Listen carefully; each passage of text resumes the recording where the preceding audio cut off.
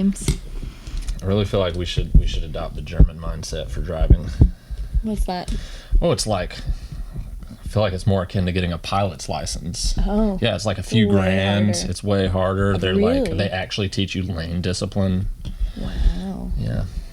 I didn't know that. Yeah, I feel like our driving system, our driver education system over here is based around a time when there was, far fewer vehicles on the road. True. And That makes sense. it needs to be updated. For sure.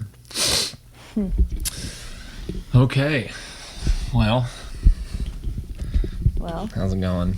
It's good. You want to just jump right into it? Yeah. Doing this. We're going to get into some, I'm just going to use our podcast inspiration. How do we get to this? Saved. And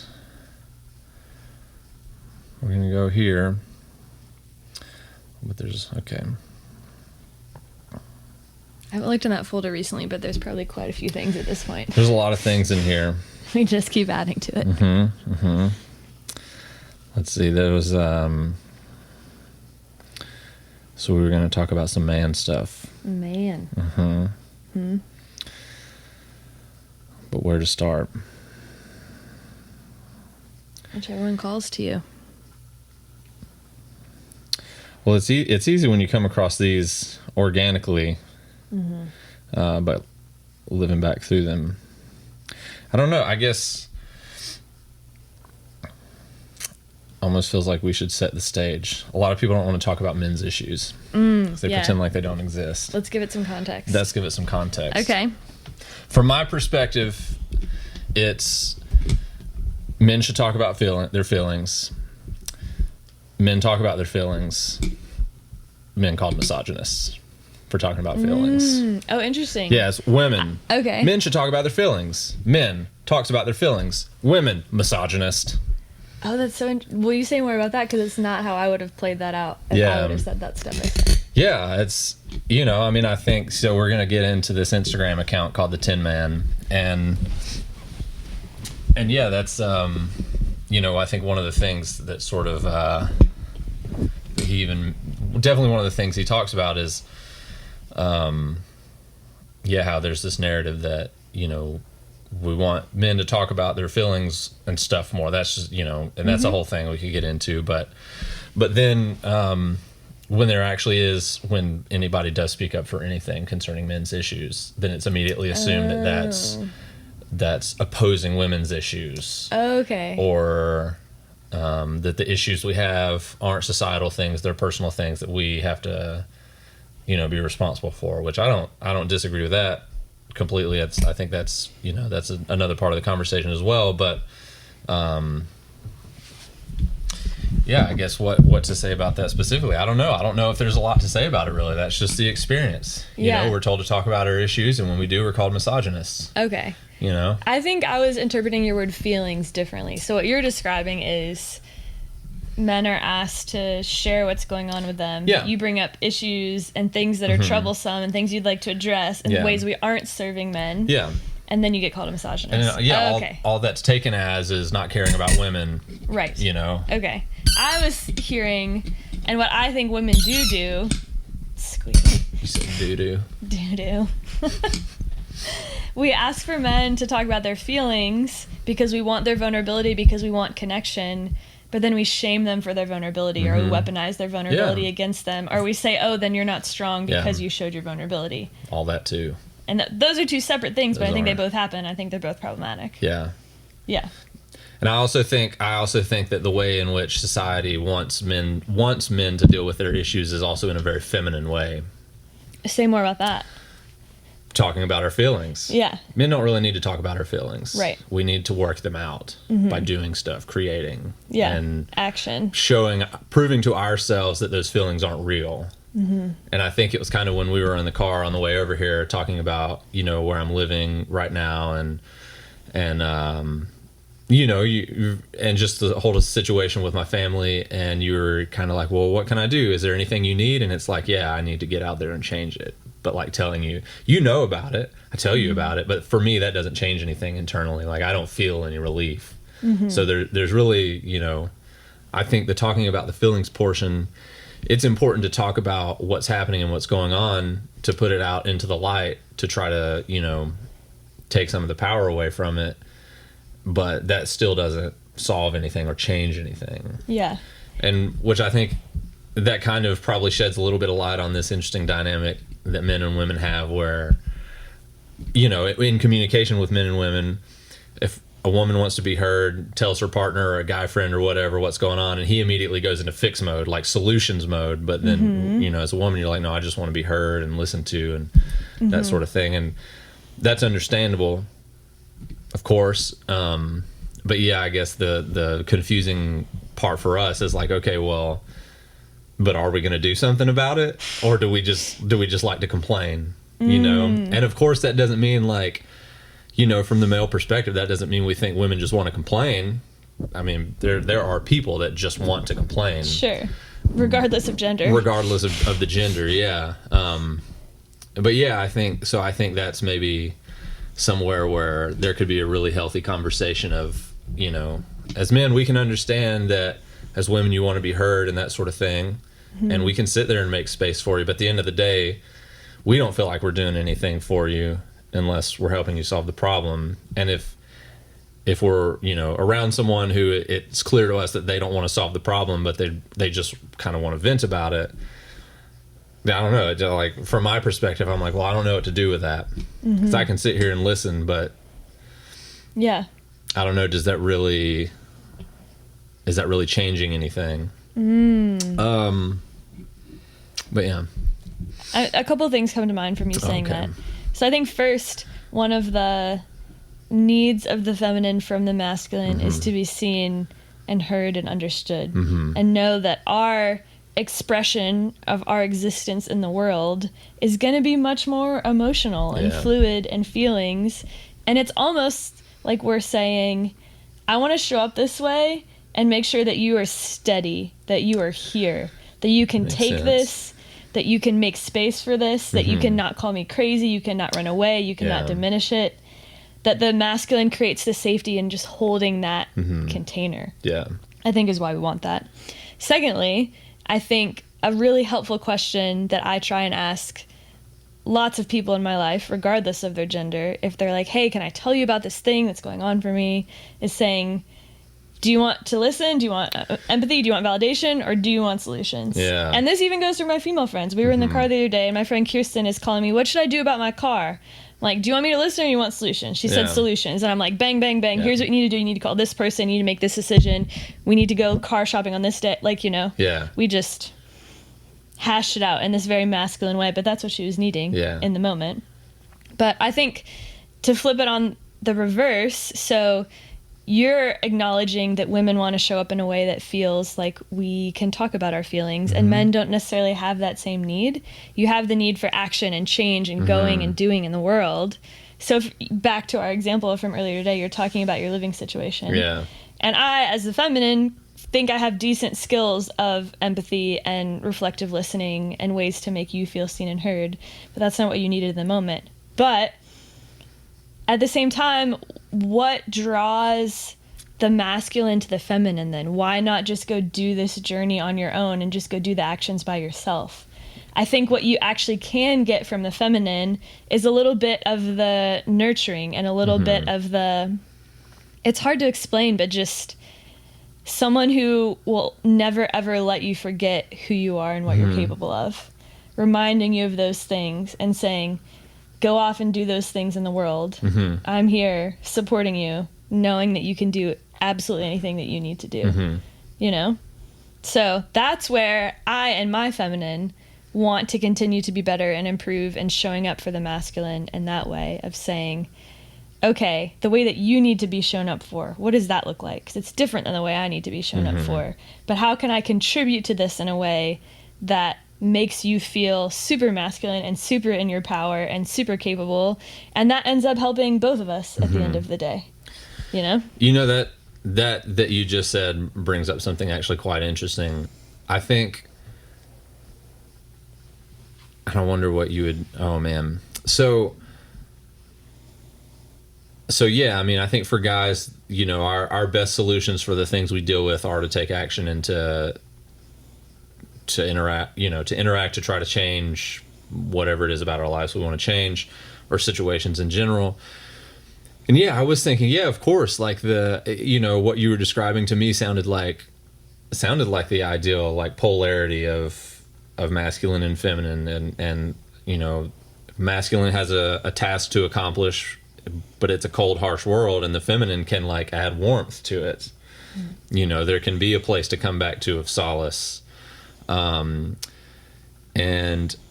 while I do think that men do appreciate action-based solutions, I also think that maybe an even more important role for the feminine,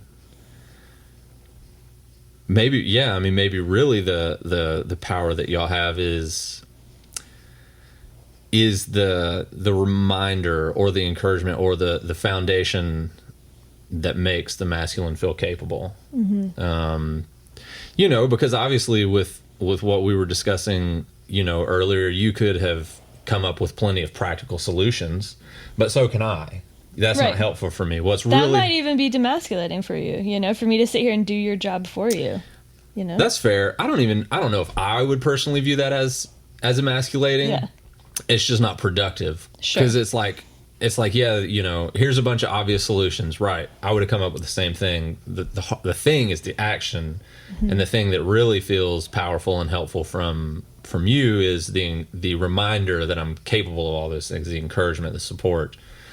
So I don't know. I think maybe in a sense, the masculine perspective when women have issues and want to be listened to and heard is, I know there's a difference between giving someone what they need versus doing what we think they need that also makes us feel good. So obviously it makes a guy Sure. feel good to be like, well, here's a bunch of ways and you could solve it. And we feel like we're doing what we're good at, but that's not really what you need. But I wonder, in what way then, what's the best way that the masculine could make the feminine feel empowered and agentic? Because I think in the scenario where a woman is talking about issues to a man, and she needs the space, it's not that we don't care or don't want to listen. We don't know how. Like, I guess that's our way of trying to empower the feminine is the encouragement to action.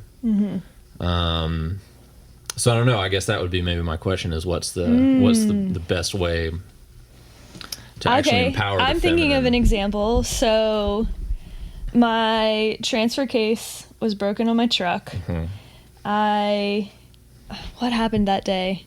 I was like going to get a new one, or like trying to get it changed. Oh, the truck got stuck in the yard because the transfer case was broken because the 4-wheel drive wouldn't work. It was a super muddy day. My truck got stuck in the yard. I had to call my friend to come tow me out. Was just pissed off at the world. Tried to do like 7 other things. None of them fell through. I'm texting you, just like play by play of what's going on, just frustrated and angry. And the first thing you said, I very vividly remember this. You said, as if the universe were speaking to me, you like put it in quotes, said, "The universe, fight me." And I said, "Oh." I said that? Yes. What do you mean? I don't remember this. Like you were telling me the universe was saying to me, "Fight me." Oh, okay. So that felt just like, he gets it. He heard me. Sure.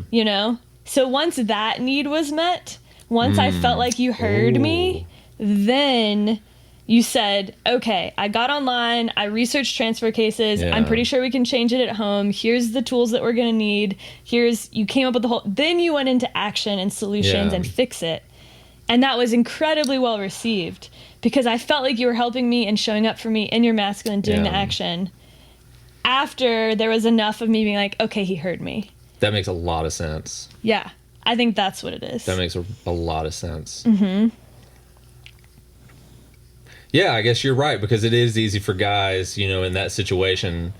You could have texted me and I could have not responded for half an hour, but then responded with all the, okay, here's what I found and figured out. Exactly. And it's not that it wouldn't have been helpful logistically, but still you wouldn't have had that. It's like you got to share the frustration with me. Yes. When I felt connected to you. And that made it easier to feel grounded. Exactly. Yeah. Like we were on the same team. Yeah. Yes. That makes 100%. sense. And the way that you responded the universe is saying, fight me. Yeah. If I would have texted that to one of my lady friends, it would have been like, I understand why you're feeling frustrated. I totally hear you. That's really, your feelings are really, it would have been this big, long, flowery thing. But you responded in a masculine way. That's true. That still made me feel heard. Okay. I feel like we got off the initial, but no, that's cool. But this is good. And that does make a lot of sense. So, all right. So finding a way to show up, you'd be like, yeah, I sense your frustration for sure, and that's super shitty. Yeah. Yeah. Okay, now. Exactly. Yeah. I think that's what it is. I mean, that's probably just healthy polarity and dynamics. I think there's also, it is the willingness at that point to then want to do something. I think that's where men get lost, is when women don't want to do something about it. Yeah. But I don't think that's women. I think that's people, because I can feel that also from the male perspective too, of having, I mean, if you're just not willing to get out there and get dirty in the world, like, it doesn't matter how great of a supportive and caring and, nurturing partner you have, if you just aren't willing to go and do the stuff. So the fear of interacting in the world is one thing, but you do have to just kind of overcome that. And if you're not willing to, then yeah. So I guess, I don't know. I don't even know if this is specifically like a masculine or feminine thing. Maybe, but I don't know. But yeah, I guess so. We got down that part because we were talking about communication between men and women. And I don't really even know how to take us back to where we were going.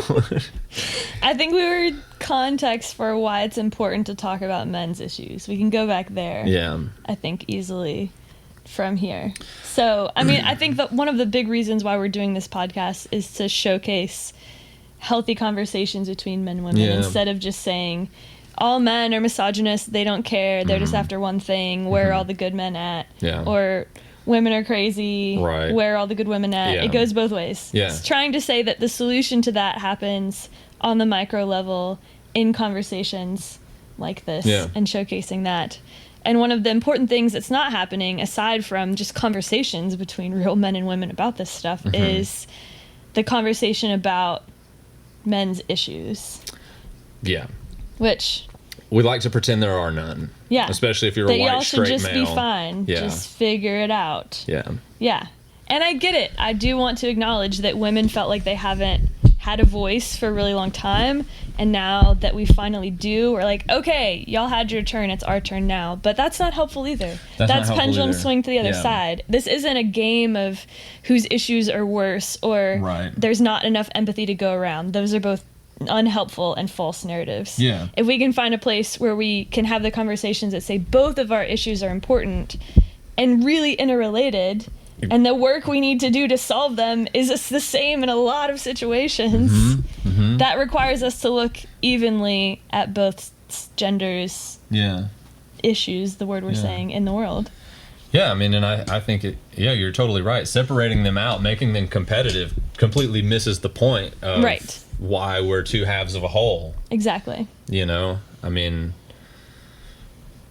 yeah, and I guess, I thought it would be appropriate to talk about this because it seems maybe as if it's starting to become less faux pas to mention. So a few podcasts now have started talking about, the issues that men face, and then I don't remember the name, but there was a great, I'll just look real quick. There was a great, an article that was written, and hold on, I will find the name of this woman.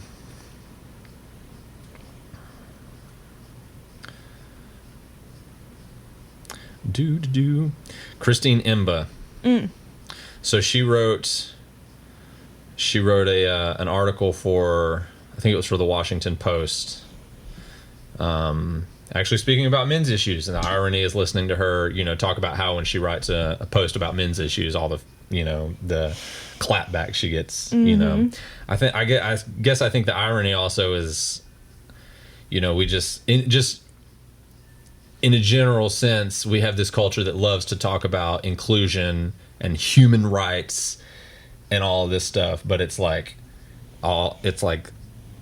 none of that extends to men, though. And I think that's just the thing we're trying to change is like, how can we talk about equality and human rights, but then somehow justify to ourselves leaving a whole half of the human demographic out of that, or pretending that, that whole half of the demographic just has everything set up perfectly for them.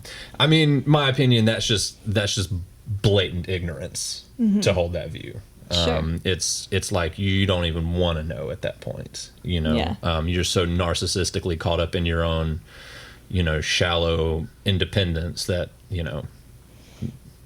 anything that that isn't of interest to you is, somehow just lesser. And I think there could be, what I see in a lot of folks is some sort of cognitive blind spot that they can't seem to hold two views at the same time. They can't seem to hold, okay, my issues are still important and your issues are still important. Yeah. If for my issues to be important, your issues need to not be important. Right. They can't seem to hold these ideas in their head. They seem somehow dichotomous when they're not. Yeah. So it's not by saying men have issues, women don't have issues. Right. It's not taking away from either. It's just saying, can we even the playing field and say that both of these things exist and need to be talked about? Yeah.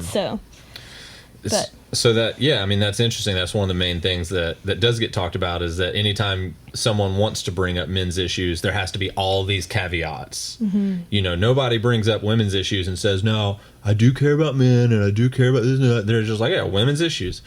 As soon as you want to bring up men's issues, you have to be like, no, remember, I care about women. It's like, you have to make all these caveats. I care about this community and that community and that community. It doesn't mean that it's not, and it's like, why is there an assumption that if you talk about one demographic's issues and only this demographic's issues, you have to first acknowledge all the other ones? So interesting. Let's just pull up this account. Okay. And let's just go through some stuff and Sure. let's just see what prompts us.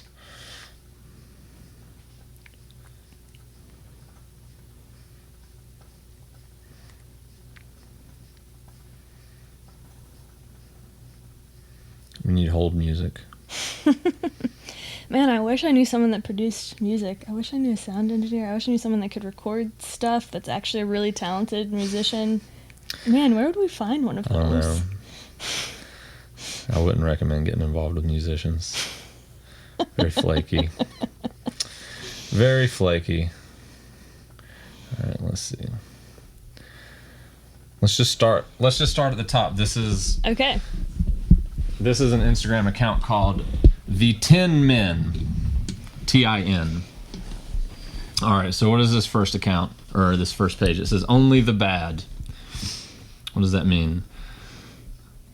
The world is changing the way it uses words. Firefighter, because women's heroism should be recognized too. Sure. Yet some gendered words are yet to be changed. Gunman, knifeman, henchman, madman, manhunt. But the vast majority of murderers are men. 93% of homicide suspects are men. Yes, they are. 93% of firefighters are men. But so are the vast majority of firefighters. Why did that confuse me? I think you just read it in a strange order. All right, hold on. So why do we only ever hear about this? Male violence, male privilege, male fragility, male toxicity, and never male heroism? Why do we only ever read about this? Violence against women.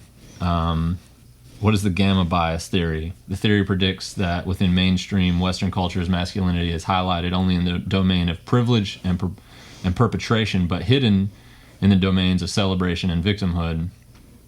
Such cognitive distortions, we believe, are leading to systematic exaggeration of the negative aspects of men and masculinity within mainstream culture, and a minimization of positive aspects. These embedded distortions could be having a significantly harmful impact on the psychological health of boys and men, and therefore on our society as a whole, including the psychology profession.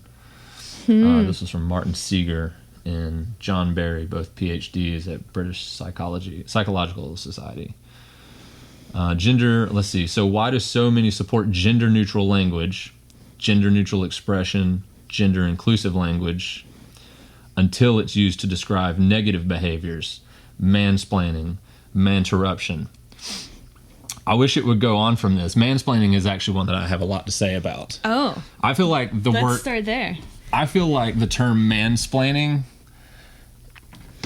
is such an ironic term. Okay. So, tell me what you think, man. What does mansplaining mean to you? Because I've heard you use it a few times. I feel like mansplaining is when a man explains something to me as a woman, assuming that I don't understand what he's talking about, and kind of talks down in a belittling or pedantic manner. I will say, though, my data set of times that I feel like I've actually been mansplained to is quite small. Mm-hmm. There's lots of other experiences I have had that other people would call mansplaining that I would not call mansplaining.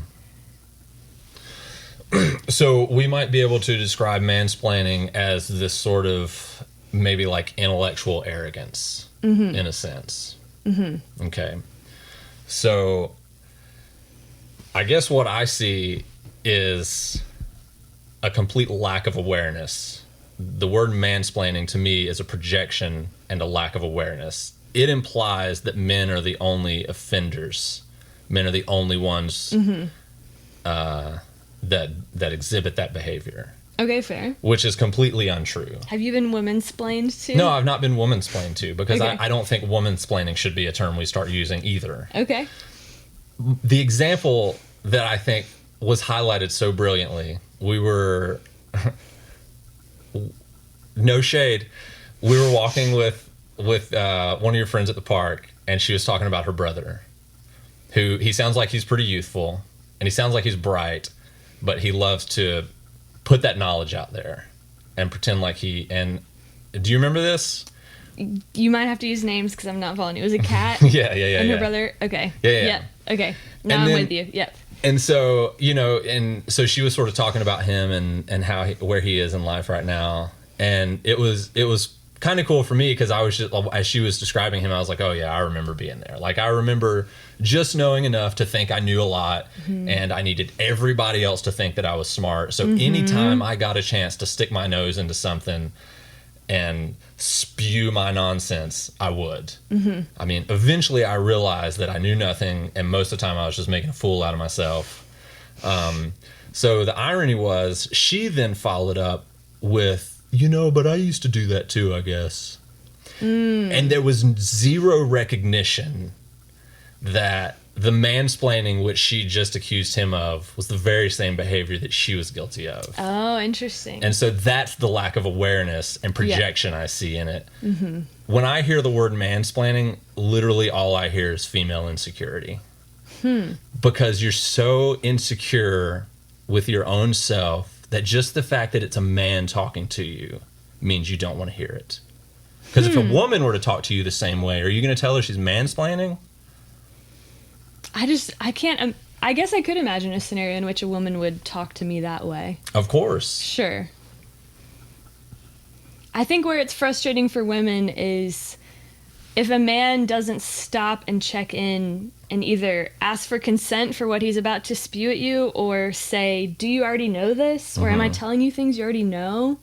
If a man legitimately knows more about a subject than I do, I don't think that's mansplaining if he's talking to me with a tone of respect, peer to peer, If you were to sit here and talk to me about music or running or any of the things that you know way more about than I do, that's not mansplaining. But if you were to sit here and say, hey, I want to talk to you about environmental science and conservation issues in sub-Saharan Africa, and I'm going to tell you what it's about, I'd be like, what the crap? Yeah.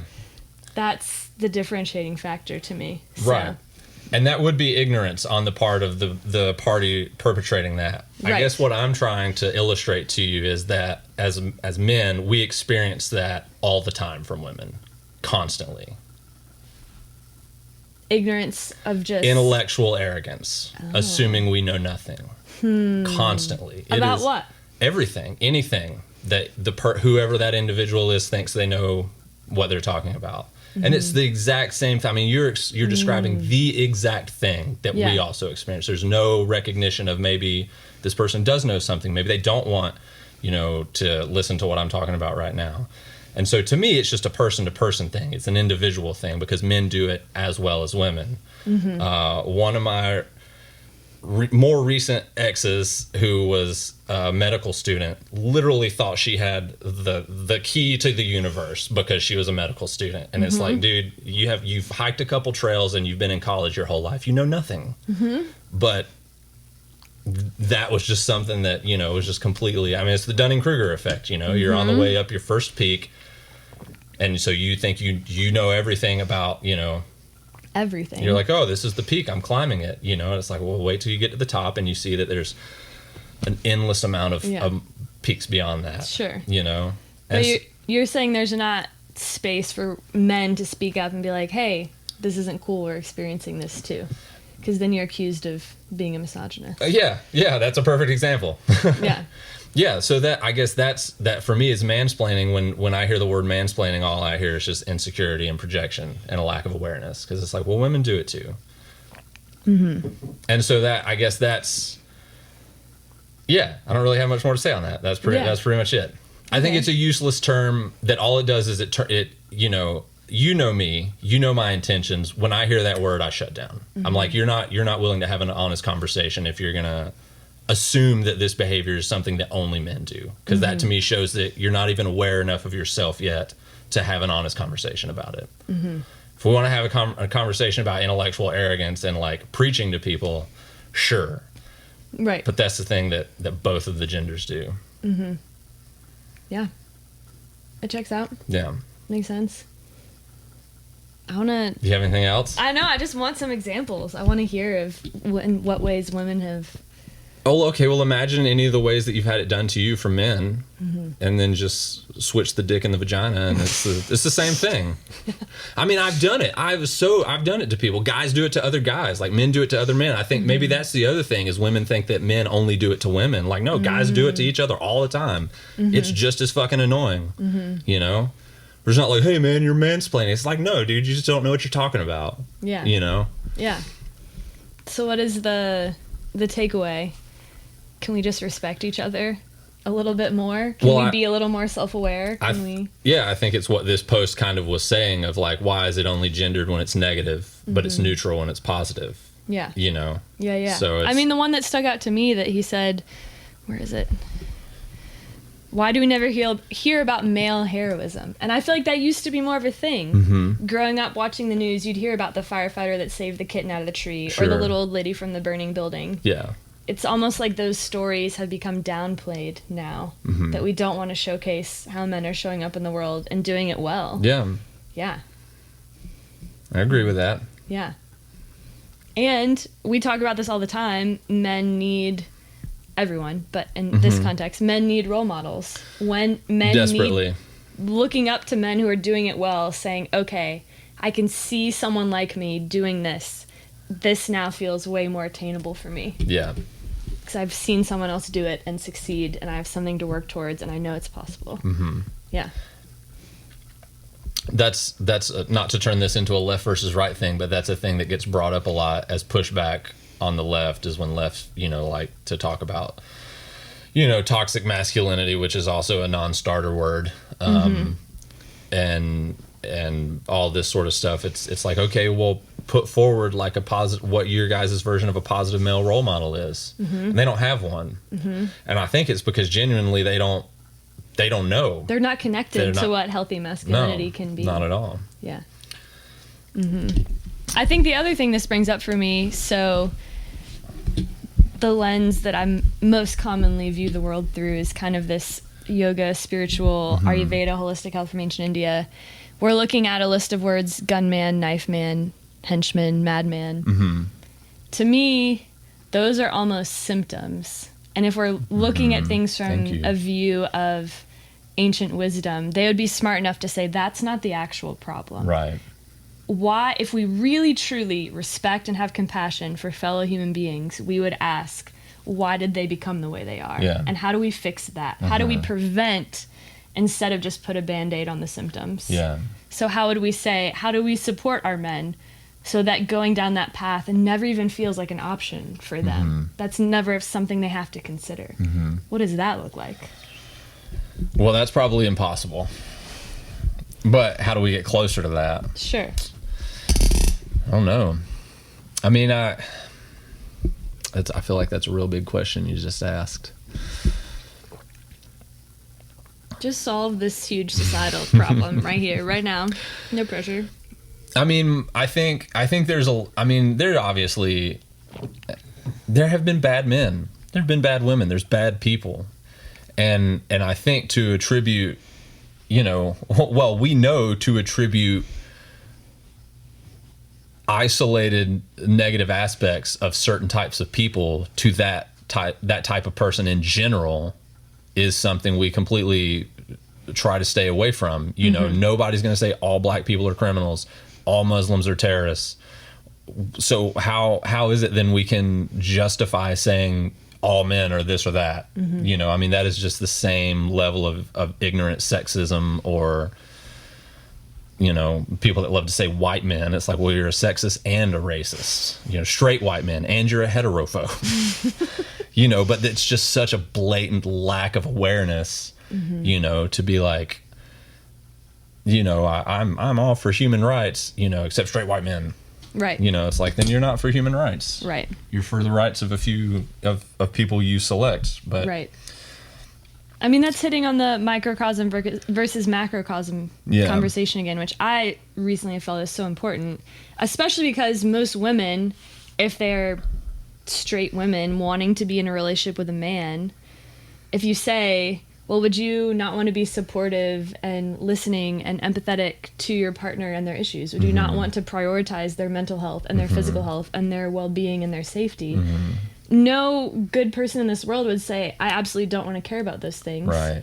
So when they're on this one-on-one level with someone, they want to act like they care, but then how can they not say, okay, the rest of you, though, every single other one of the rest of you, absolutely undeserving. Yeah. How does that make sense? I mean, I think the concept of generalizing an entire group of people in just generally is just such a silly concept, and to me is so easy to deconstruct. Yeah.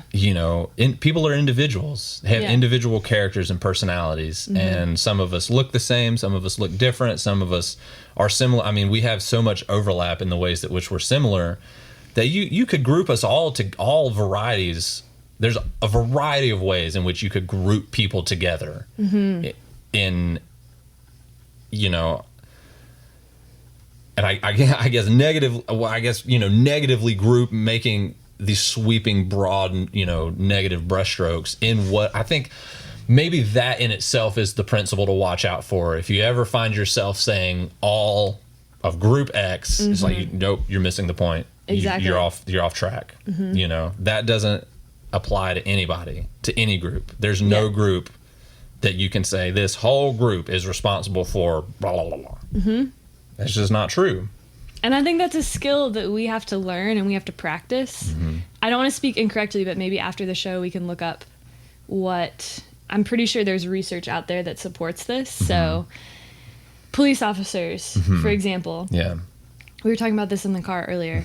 They will make these broad sweeping generalizations about groups of people because evolutionarily, our brain, which is the biggest user of glucose in our body, wants to make things simple and efficient. That's why over half of the actions we take during a day are habitual. Just put on the back burner. You don't have to think about them. You're not taking this really precious resource of your brain's capacity, cognitive ability to work on something that doesn't actually need to be looked at every single day. And if you're saying, okay, I've seen enough data that I can maybe make this broad general claim, That's your brain trying to conserve energy, which is what your brain is hardwired to do. Yeah. So if we're here saying that we want to be evolved and conscious and move society forward, we have to move past that evolutionary conditioning, which is very accepted in society in so many other ways, where we're trying to force ourselves to move past our evolutionary conditioning. You get on Instagram and every other post is self-help of like, oh, your nervous system's triggered. It's not a saber-toothed tiger. Here's what you need to do. Here's just another example of we can up-level our nervous systems to our modern day, and we can say, okay, not every single person in this group is the same, even though my brain wants to convince me that it is. For the sake of simplicity and ease and conserving resources, I'm going to try and act as the most evolved, highest version of myself that I can, and I'm going to expend the extra mental energy to give this person a chance to be a person as a person and not whatever group that my brain wants to identify them with. Yeah. I mean, I guess... that obviously does make a lot of sense, and at some point, in the history of humanity, somebody was able to say, yeah, all lions are probably going to try to kill you. Right. Stay away from them. That person survived and reproduced. Right. But that doesn't apply to people, know, and I think we know that, and we extend that sort of grace to minority communities or the LGBT communities or to women, but as soon as men ask for the same grace, it's like, hell no, We act like we know who every single one of you is. Yes. Yeah. Okay, what else we got? Let's see. I don't get that one. Group X, let's remove the stigma. Let's see what it says. Oh, I feel like this is we're just about to talk. Okay. Will you help Group X? In America, Group X have worse health outcomes across all racial, ethnic, and socioeconomic groups, and currently lead in 9 of the top 10 causes for death. In fact, if you are a member of Group X, you will have a lower life expectancy in every single country in the world. Being Group X is now the single largest demographic factor for early death. This was from Professor Randolph Neese, founder of the field of evolutionary medicine. Group X are 7 times more likely to die from homelessness, 3 times more likely to die from a drug overdose, 12 times more likely to die at work, 12 times more likely to be killed by police, 5 times more likely to be murdered, 24 times more likely to be incarcerated, 3 times more likely to die by suicide. Group X are told they are privileged, they are called trash or toxic, whilst others advocate to kill Group X. Here we have a couple just screenshots of some tweets and stuff. This is one that says, New Year's resolutions, cultivate female friendships. 2, band together to kill all Group X. Here's another one. Honestly, the coronavirus isn't killing Group X fast enough. Rich. Wow. The proportion of Group X must be reduced to, and this is a quote, the proportion of Group X must be reduced to and maintained at approximately 10% of the human race. Sally Miller Gearhart co-founded America's first women's studies course.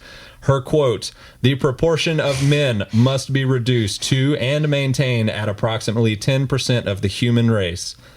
Fuck you. We are, as a sex, infinitely superior to men. Elizabeth Stanton, president of the National Women's Suffrage Association. Fuck you, Elizabeth. Same-sex relationships for Group X are less accepted everywhere. We found that gay Group X are disliked more than lesbian women in every country we tested. Maria Laurel Bettinsoli, a psychologist. Lesbians more accepted than gay Group X. If you haven't figured out, Group X is men at this point. And they've fallen behind in education. The basic trend is clear at every age, on almost every educational metric across the world. Girls are leaving boys in the dust. Richard Reeves, senior research fellow and policy advisor. Across the world, the COVID-19 death rate for men is roughly 50% higher. When sentenced for a crime, men are 88% more likely to be imprisoned under similar criminal circumstances. Despite making up around 1 in 3 survivors of domestic abuse, Group X are barred from abuse shelters. Yes, our tax-funded domestic abuse charities refuse to give shelter to men at all. Now, that brought up another one where we were talking about abuse shelters, and I think you had a really good point that it was kind of the wrong fish to fry, and I feel like we should talk about that one. Okay. Because that one was really good. Mm-hmm. What if Group X were men and boys? Will you help them now?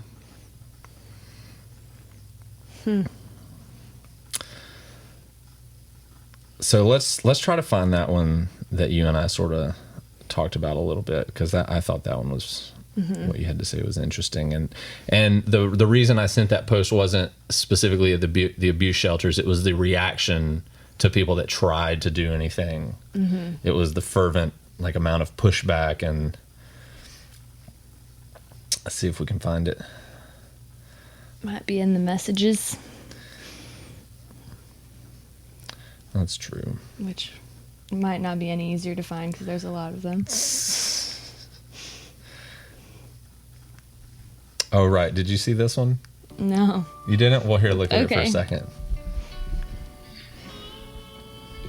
Lighten the mood. I saw a post today that said what a privilege it is to clean a home that was made dirty by a healthy child playing, to clean dishes because we got to eat 3 meals today, and laundry that needed to be done because we all have clothes to wear. Perspective, gratitude, could say so many things.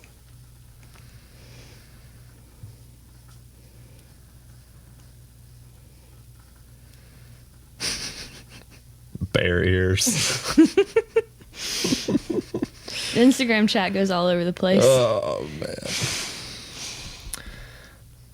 So, yeah, that last man standing race, 147 miles. Yeah. I want to do one of those. You would be so good at that. I mean, I'd be all right. You'd be so good at that. Thank you. Mm-hmm. At that point, that race is so much more mental than it is physical. The way they have it set up is it's 4.2 miles an hour, and there's 1 lap an hour. So you just have to make that 4.2 miles back by the time the next lap starts. Yeah. So you can choose to race that however you want. You could rest and go fast, or you can go slow and kind of get in right as the buzzer goes and run more continuously. But elevation was like 400 feet, which is nothing for you. Yeah. But, yeah. Okay, so why don't men just build their own abuse shelters? Men love to build things, and abused men need shelters. The solution seems simple, and yet why don't men just build their own shelters? It's still an ignorant thing to say. Here's why. Earl Silverman, a survivor of abuse, set up Canada's first abuse shelter for men. He received no government funding, lost his shelter, his home, all his money, and then killed himself. The headline in the National Post was, "Man who ran Canada's only shelter dedicated solely to male victims of domestic abuse dies in apparent suicide." Erin Pizzi? How do you think you say her last name? Pizzi. Founder of the world's first abused women's shelter, attempted to set up the first abused men's shelter too. Thank you, ma'am. She received a campaign of abuse, death threats, needed a police escort, and eventually fled the country. This was why I sent you this post. I think you're probably... I can agree with the sentiment that maybe abuse shelters is not quite the right fish to fry because, yeah, the dynamics of domestic abuse from between men and women, you know, back and forth is so much different. Mm-hmm. And because of my opposition to the hijacking of the refugee movement, I was a target for abuse. Anywhere I spoke, there was a contingent of screaming, heckling feminists waiting for me. This is coming from a woman saying this. Abusive telephone calls to my home, death threats, and bomb scares became a way of living for me and for my family. Finally, the bomb squad asked me to have all of my mail delivered to their headquarters. Although I was invited to lecture, every time I did, the gender feminists were waiting to invade my workshop and heckle my speeches. The threats and the persecution began again. Finally, one of my dogs was shot on Christmas Day on my property, and I knew it was time to leave. Oh my God. Somebody just wants to help men. And then that's the reaction from feminists. This is the perfect example. why does it mean that helping men means that we're all of a sudden no longer helping women? This is the woman that started the first shelter for women.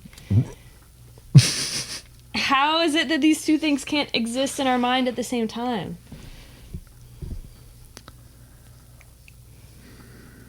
I also want to educate myself more on this subject because I think I would have come in to this conversation saying, okay, I would suspect statistically the vast majority of domestic violence is man on woman. Yeah. Probably because men are stronger, men are more aggressive. Right.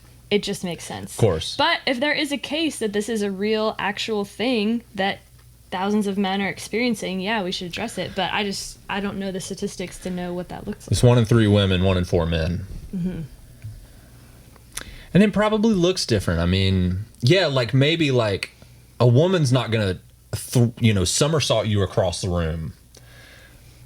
So, and she's not going to stack you up into a corner and just unload on you. Because, like as a man, generally, you're going to be able to get her off of you. And I guess that's why I can agree with the sentiment that it's slightly the wrong fish to fry, even if it's still an important one. Mm-hmm. Because, that is a place in which, like, a man can get his hands on a woman and kill her so easily. And a woman can't really do that to a man. Right. So, from the men that I've talked to, that I've known in my past who have experienced abuse from their significant others, it slaps.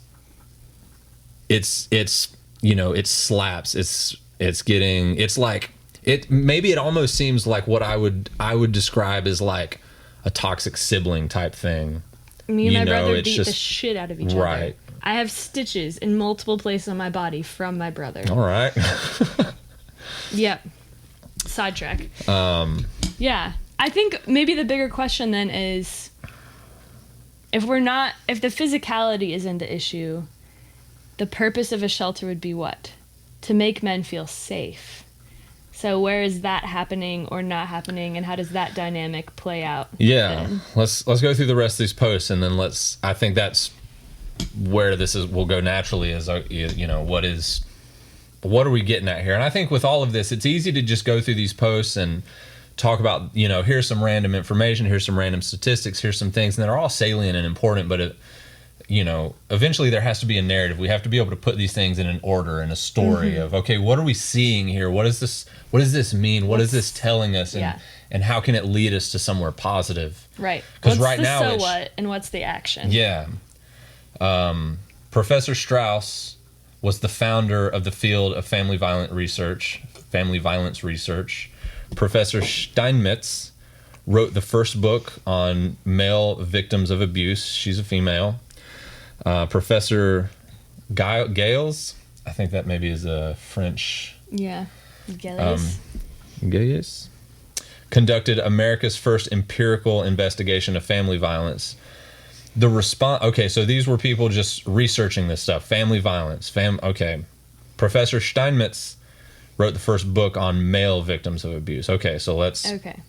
She was the female. Mm-hmm. All right. So let's keep that in mind, because first book. I think this becomes salient here in a second. Is Professor Strauss, who's the founder of the field of family violence research, is a man. Professor Gilles, he's a man, conducted America's first empirical investigation of family violence, and Professor Steinmetz, who's a woman, wrote the first book on male victims of abuse. I think this becomes important. Okay. Because, we're about to see why right here. And the response to our finding that the rate of female to male family violence was equal to the rate of male to female violence not only produced heated scholarly criticism, but intense and long-lasting personal attacks. All three of us received death threats. Bomb threats were phoned into conference centers and buildings where we were scheduled to present.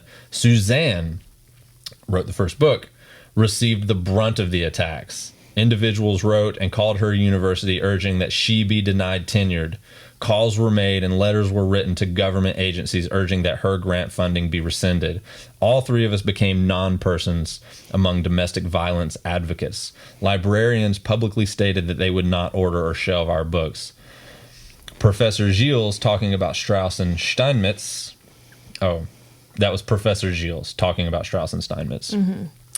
I think that's even ironic right there, is that Professor Steinmetz, Suzanne Steinmetz, the woman who wrote the first book on male victims of abuse, was the one who got the brunt of the attacks. Mm-hmm.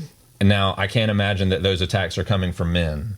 So why is it that women would target a fellow woman more so than the guys? Like, to me was like so surprising. I could see obviously them going after the guys and, you know, you're all misogynistic pigs, but like maybe finding a way to, you know, work around the fact that, you know, okay, well, a woman wrote this one book, maybe we just won't bring that up.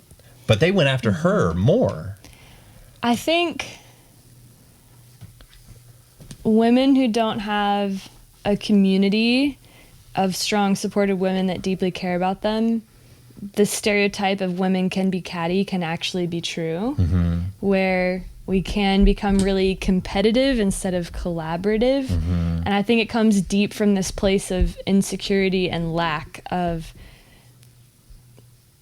if I can't have what I want and I'm feeling insecure about myself, I'm going to make life harder for other women feeling like I need to protect myself. But also they could be saying, oh, look at this traitor. Look at her betraying us. But the thing about science, it's data. It's neutral. Yeah. It doesn't have intrinsic or inherent goodness or badness. You can't make the numbers say something different than they are. If they were rigorous... You can. It's called p-hacking, but we don't have to get into that. But if they had really rigorous scientific methods and used really good statistical analysis and were really honest and true with delivering their results, that's the point of the scientific method. It's not going to tell you what you want to hear. It's going to tell you what is true. Yeah. So you can't be upset with her that she communicated the truth, if that's how it is. If that's how it came out. Yeah. Only university in UK with men's officer scraps role after its sole candidate suffers harassment. Yes, the world is intensely hostile towards the creation of any men's spaces.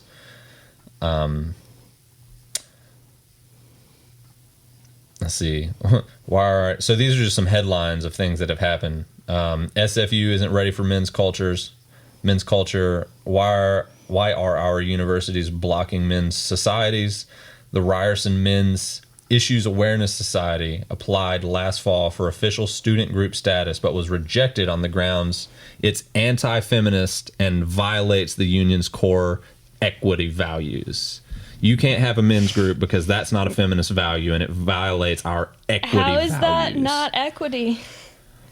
Because these are not fair, rational people. Then people. that's not the definition of equity. It's not. Well, don't get me started on that. They don't mean equity when they say equity. 99.6% of government funding goes to women-only shelters.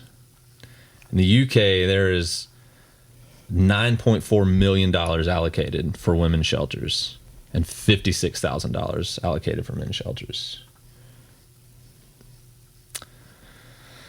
The thing about men's spaces is something that I think is really interesting, because you look at all these things and we have like ladies' night and this and that and whatever. And even at your yoga studio, you're like, what if we do a men's class? And everybody was kind of like, grody.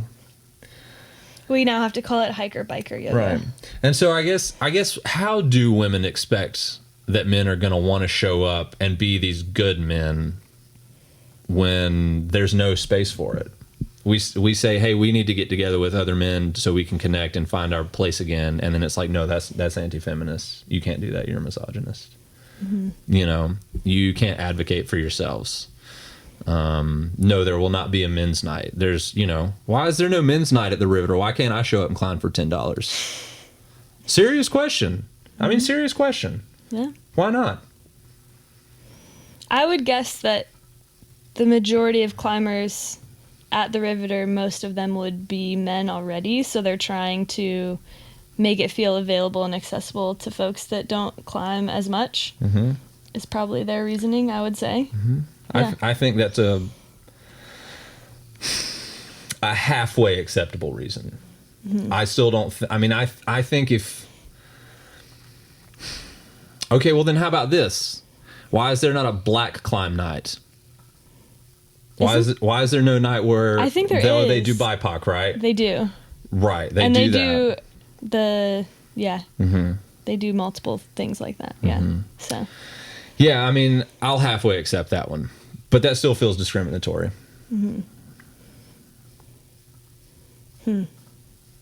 Back to what you were saying about men's spaces and getting together, and would that be anti-feminist? I think the counter argument to that, if you can't wrap your head around everyone needs community, we are humans. We know this is how we thrive. Think of it of the argument of, if you want to be in a relationship with a man and you want him to be able to show up in that relationship in a way that supports and honors and respects that relationship, which therefore means you are supported and honored and respected, he has to take care of himself first. No one can pour from an empty cup. Right. And if you're expecting him to show up and give without actually doing any of the work to take care of himself, there's so much in the women's world about self-care and slow down and prioritize yourself and say no and have healthy boundaries. We're finally promoting this in ourselves. We have to be able to do that for our partners as well. If for no other reason than selfishly be like, oh, I want you to be able to show up for me. Yeah. To be able to do that, you have to take care of yourself. If that's the way that you can access it, then yeah. So then what do you think at your yoga studio? Because I would imagine that the majority of the people that show up for yoga are women. Okay. And so why can't we have a men's class to encourage men to show up, since men aren't the majority there? I wasn't given any sort of good answer. I was given we can't really do that in today's world. We can't. Coward. Not you, obviously, but who would say that is a coward? We can't call it men's yoga. Yeah, coward. But Cowardice. It's a class of like 4 or 5 people that are dudes that show up. We call it hiker-biker yoga. More men would show up if it was called men's. They would. Men don't want to go to places where they know that they're not welcome. Yeah.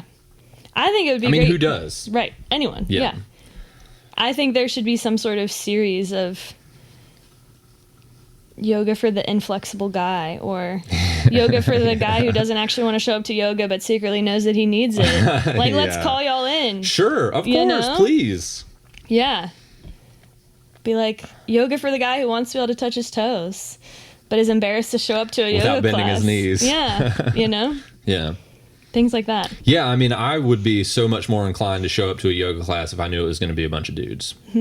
One is because I just feel like I can't show up to a class like that with women, because I feel like all the women in there are going to assume that I'm a creep. Really? Oh, yeah. Say more about that.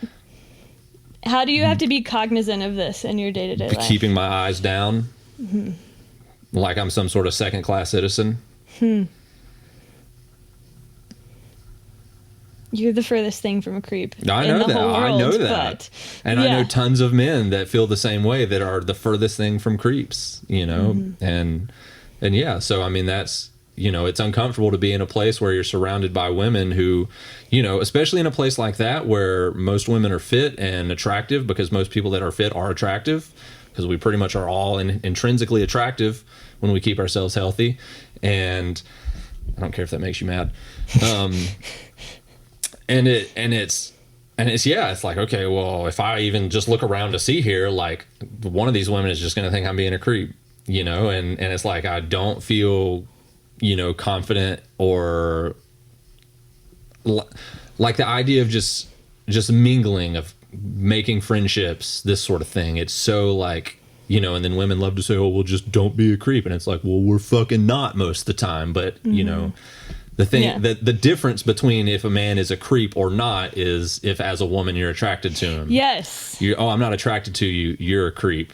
Right. I'm attracted to you. You're not a creep. I want that guy to hit on me, but not that guy. I want that guy to approach me at the bar, but if that guy does, he's a creep. I'm going to make something out about his character. Yeah. I've never known the answer to that. Female accountability. And dudes just must get rejected all the time. All the time. I mean, and there are men that are creeps out there. Yeah, of course. Absolutely. They're easy to spot because they're gross. I think that's where, as women, we have to get in touch with our intuition, too. Your gut will tell you a safe man versus a creepy man. Your nervous system will tell you if you know how to listen to it. I think so. But yeah, I mean, it's there. I guess maybe the general, maybe the theme of this discussion could be the fact that men and women share the same environment, but we live in two completely different worlds right now. Mm-hmm. And we got to figure out a way to bring our worlds together, because there's a lot more similarity than there is difference. And look, I can understand. Here's where I'm willing to steelman the feminist argument. The plight of being a woman is that historically, history has not been friendly to women. Now, it's not been friendly to men either. But I'm still manning for women here. So history has not been kind to women. And what I think I see, and I could be wrong, is that modern Western women do have a freedom unlike any other freedom that women have had throughout history. And just like Uncle Ben says, great freedom comes great responsibility. And I do genuinely believe that women are grappling with the new responsibility of freedom, or with the responsibility of new freedom. And so I think, there's been it's an exploration of your environment, which makes so much sense. That's the exploration into education and careers and getting out into the world, and women living in a masculine frame, which we see that. But I think with that exploration, I think there's also a lot of residual anger and resentment. And I can be compassionate to that. But it's gotten to the point where there's so much anger and resentment, and it's so salient that the only voices we're allowed to hear are female voices, and the only issues we're allowed to acknowledge are female issues. And we're seeing that now our society is set up in a way which highly favors women and highly disfavors men.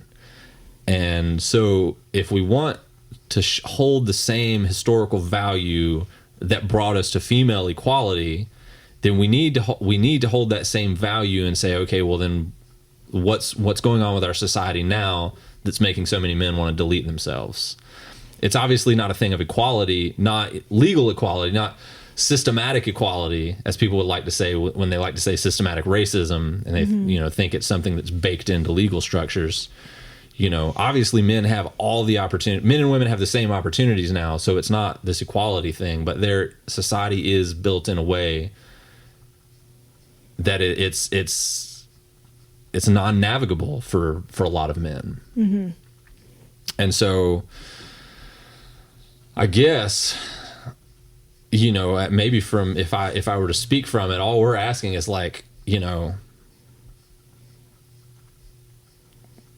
got to let the anger and resentment go at some point. Y'all get to make your own decisions now.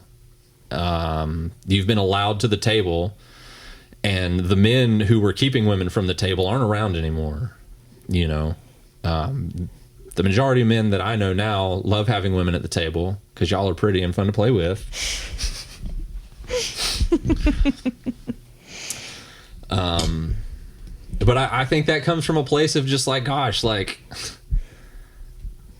men and women have so much fun together and so much in common, and we're capable of so much together that it just kind of kills me to see so much division still, and so much hate and resentment and animosity. And what I don't want to see is I don't want to see men give into it and then just turn back into the same type of men that wouldn't allow women to the table. That's what I don't want to see. That's what I genuinely fear happening, is the cycle repetition. Going back to, because at some point the harsh truth, if we're just going to be so harshly truthful, is that if men decide to push women out again, we will, and we can, because that's the dynamic nature has provided, because we're just bigger and stronger. And that microcosm definitely expands to the macro. And so, yeah, I'm afraid of that. I don't want to see that. That's, that would be regression. I don't know. You say stuff now. Stuff. No, I mean, I hear how alive in you all of this is, and I think it just points to the same things that we keep coming back to of, it's not our issues are more important or your issues are more important. It's, can we support each other? Yeah. Can we be here and say, let's solve this together. Let's be on one team. Let's be cohesive. Because exactly like you said, with giving women more power and autonomy, which, like you said, in a lot of ways is so incredible. Ruth Bader Ginsburg, yes, I'm really glad I could get this mortgage on my house by myself. I appreciate you. Yeah. I'm glad I can get a job. I'm glad I can do all these things without a man's help. Sure. You know, but it's come to this point where it's become almost more polarizing and more divisive. And I think we're forgetting that we're stronger together. And if we can work together, that's where the healing happens. You know, it's not just, okay, now you have a seat at the table. Now come you be in control. That's the same problem we just came from. I mean, I don't know if we're actually going to make an episode about the Barbie movie, but we've been talking about it. But I would watch it. I would want to watch it first. Yeah. Yeah. The one thing I will say, though, is my critique of the Barbie movie is it felt like too much of a pendulum swing in the other direction. In Barbie Land, it's a female president, it's an all-female Supreme Court, female construction workers, all of the important jobs in society are held by women. Yeah. And that's just a caricature in the other direction, which is not helpful. Yeah. You know, so I think as women, how can we say, all right, we're stepping up to the table and we're not taking this to an extreme. We're not being vengeful. We're not saying, I have been wronged for so long that now I need to take that anger out on the entirety of manhood. That's just not helpful or productive, you know? We can't say that y'all are not humans either, because you are. You know, I mean, the male suicide thing, that's a huge thing. Yeah. No one talks about that. Right. You know? So I feel like I want to mention, to try to bring a note of positivity and hope, and there's this really cool example that we talked about not too long ago, and it was the scene in 300. You're mentioning this. Oh yeah, please. And I didn't even really notice it when I watched it back then, but now it is such a cool thing. There's this super cool part, and everybody knows the scene when Leonidas kicks the dude into the well. And it's this really cool tiny little detail, and I think the guy, he was like an emissary of who was the Xerxes was the antagonist there, and he was like an emissary of Xerxes, and he basically comes to Sparta and says like, hey, Xerxes is rolling up, here's your two options. Y'all can become part of us, everything will be chill, no big deal, just pledge allegiance, or we can fight, we'll kill you, and we'll take you anyways. And then Leonidas does this thing that now is so cool, and I feel like, oh, this is so cool. And this is like, if you and I can get to this will be super cool.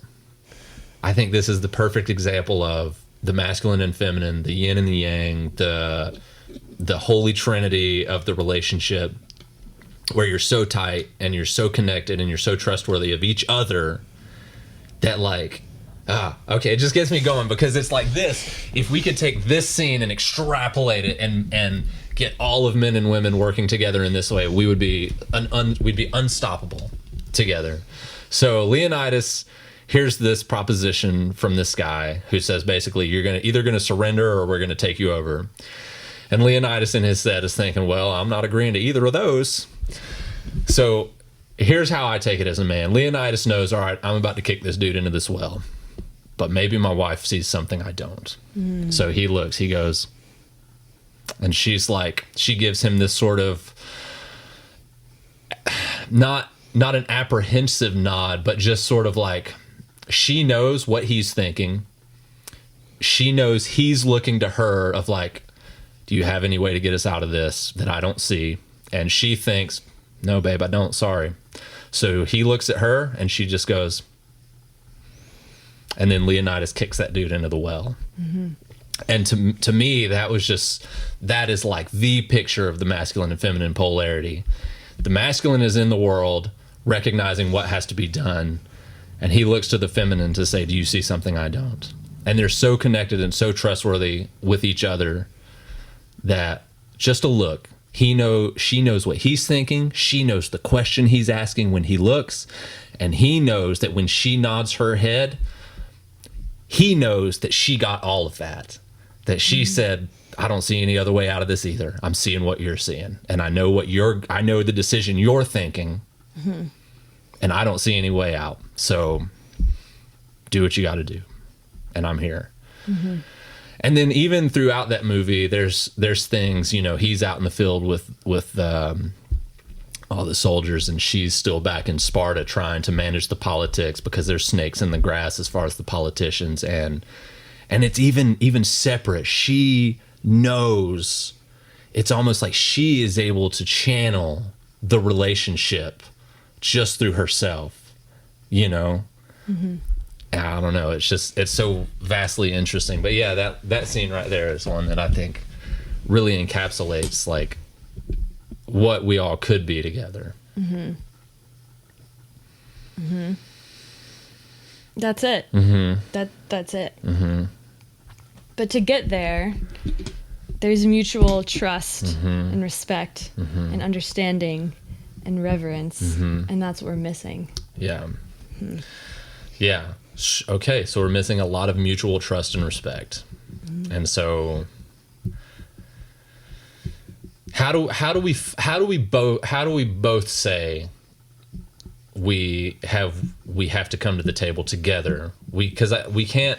What it feels like from the male's perspective is that it feels like women are already at the table and have solved all their stuff, and it's just men that need to make up the gap. But to me, it's both that we need. Neither of us have made up the gap. Mm-hmm. So how do we find a way to bridge the gap between us without saying it's y'all that need to bridge the gap, or it's y'all that need to bridge the gap? How do we say we both can bridge this gap? We both have to bridge this gap together. Mm-hmm. I think either.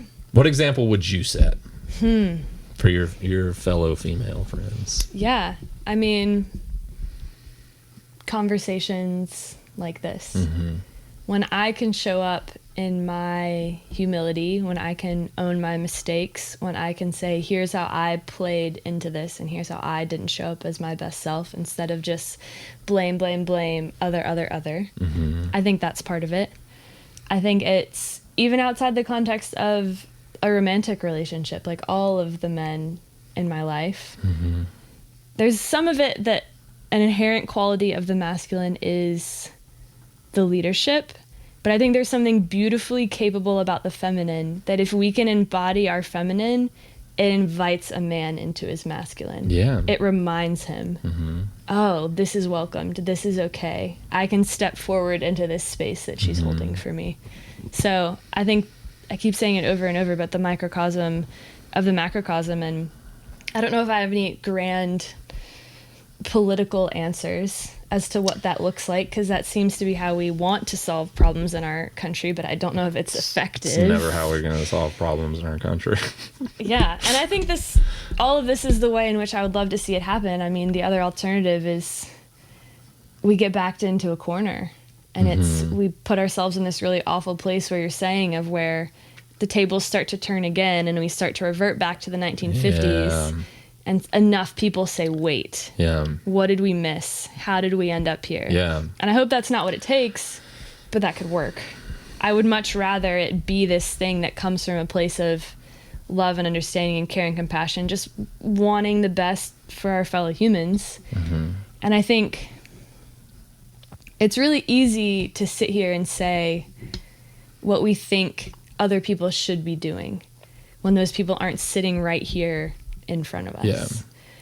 And I think from the yoga and spirituality and holistic health perspective, a big thing that's taught me is to be able to see the light in someone, see the divinity in someone, see the truth of who they are, even if the way they're expressing it now isn't the best version of themselves. Mm-hmm.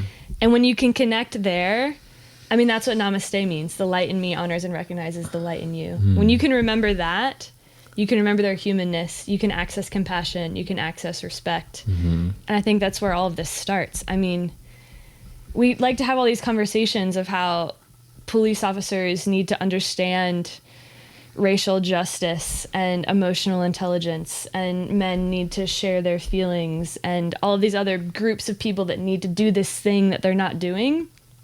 It's almost like we're asking them for graduate level work when they haven't passed the 101 level class. Wow. That's a pretty good way to put that. And I think the 101 level class is self-awareness, empathy, emotional intelligence. You can't do this hard work without those prerequisite skills. Yeah.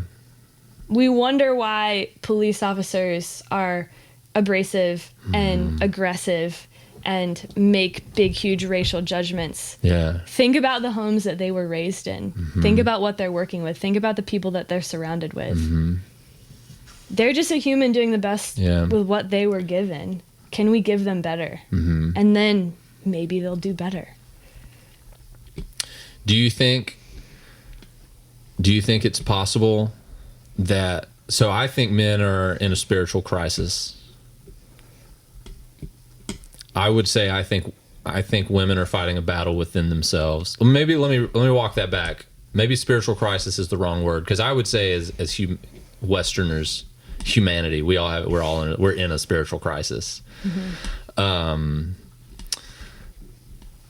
So men are wrestling with something. It seems obvious. It's not obvious to me that women as a whole aren't wrestling with something internally either.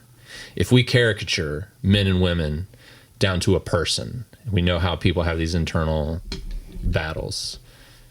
Men have some sort of internal battle happening. Do you think it's possible women have an internal battle happening right now? Are women grappling with themselves and their place in the world and how to share the world with men? Yes. What do you think that looks like for you? What through your eyes do you think they're battling? I think there is a little bit of rose-colored glasses of we want equality and we want equal opportunity and we want all these things, and we thought in doing that it would be fun and carefree and we would get to do all the things that the boys got to do. So like you said, realizing there's responsibility and accountability associated with all of that, and then realizing, okay, maybe it's fun to play pretend in this like big, powerful, successful hustle persona of yourself for a little bit. But for me, after I spent a little bit of time there, I'm like, wait, this is not as fun as I thought it would be. This is not as fulfilling as I thought it would be. I do not feel aligned. This does not feel like the highest expression of me. And then there's this huge cognitive dissonance. You're like, oh, I thought this was everything that I wanted, and now that I have it, it doesn't feel good. What's wrong with me? Shouldn't this be what I want? So I think a lot of women, I don't want to say speak for everyone, but I think some women are faking it and acting like they're happy with this thing that isn't actually making them feel fulfilled or happy.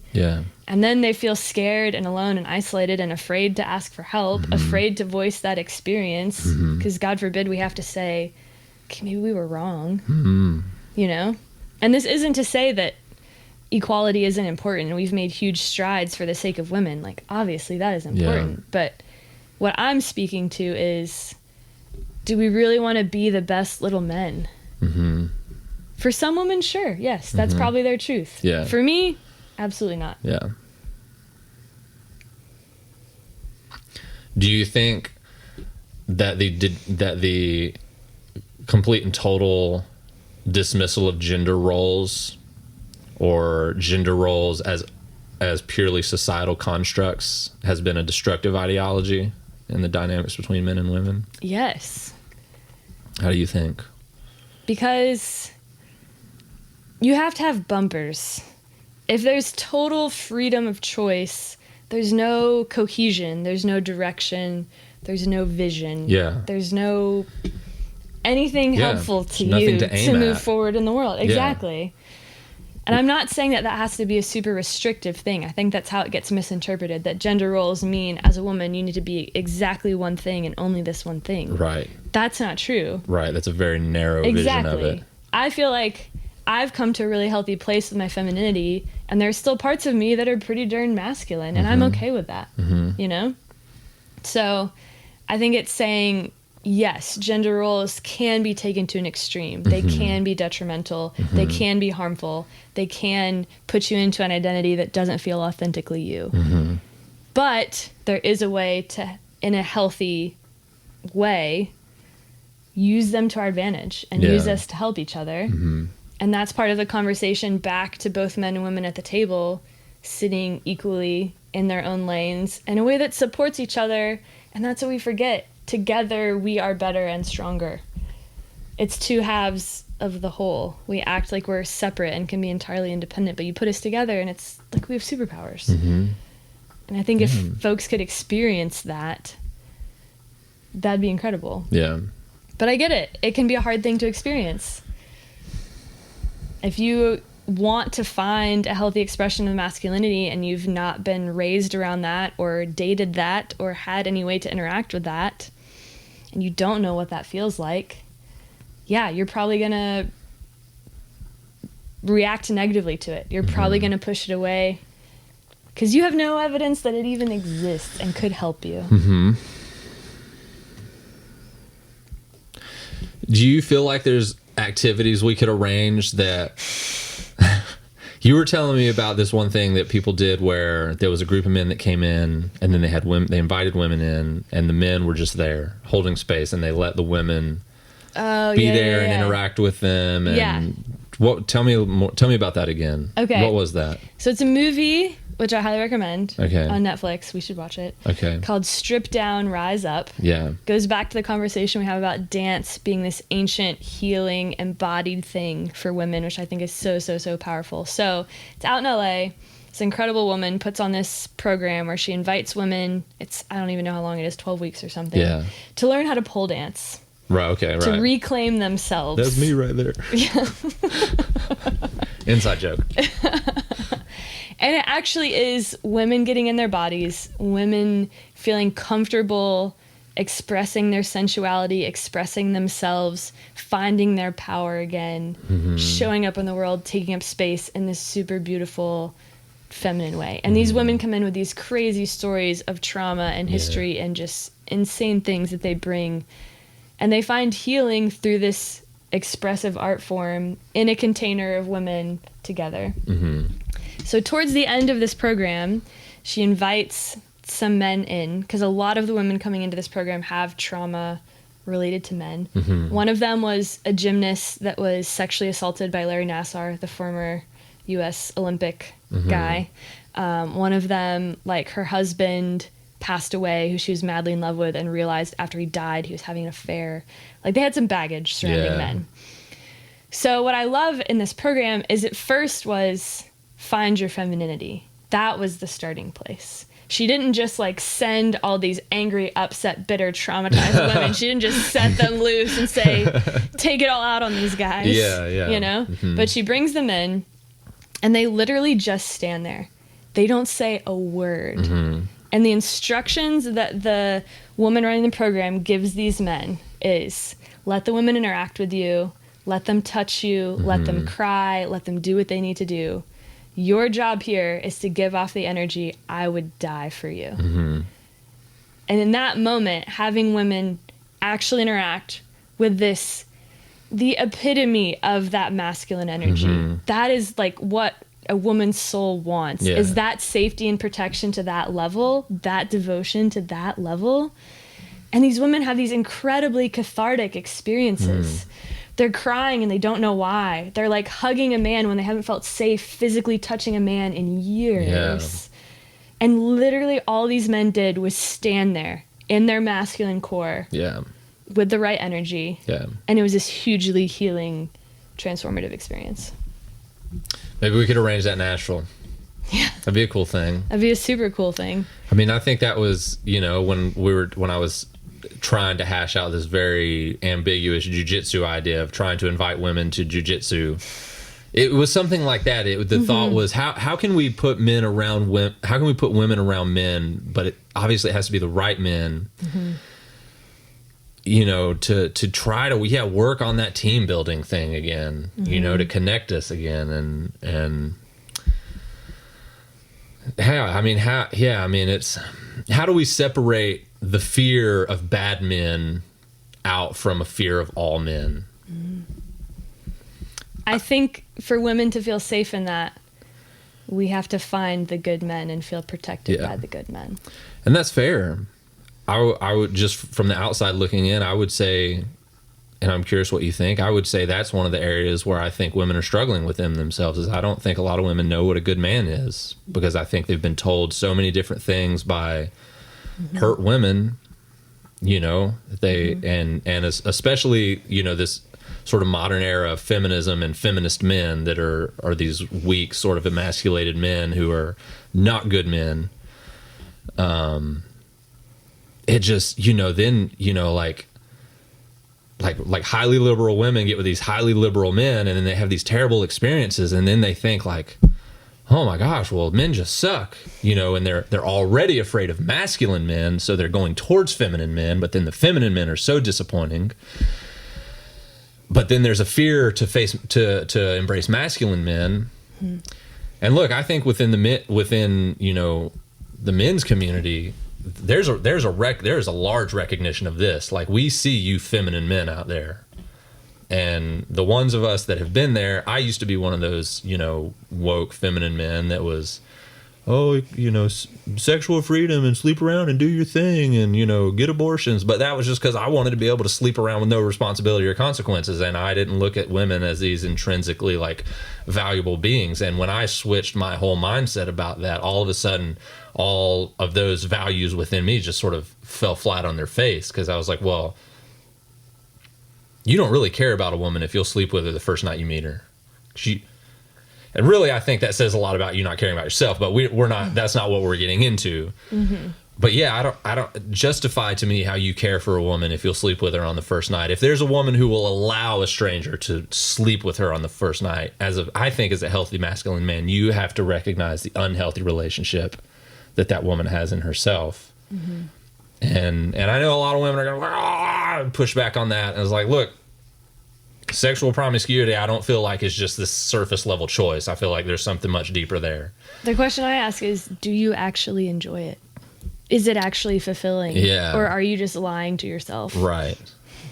And so I think within men, I see a rising up of traditional masculinity, and I see men who have conquered their, you know, the voices, the dark voices inside them, and have managed to lift themselves out of the chaos of when I say femininity, I don't mean femininity is chaos, even though there's interesting things you could talk about with, but the point is when a man is only feminine on the inside, he is a chaotic man.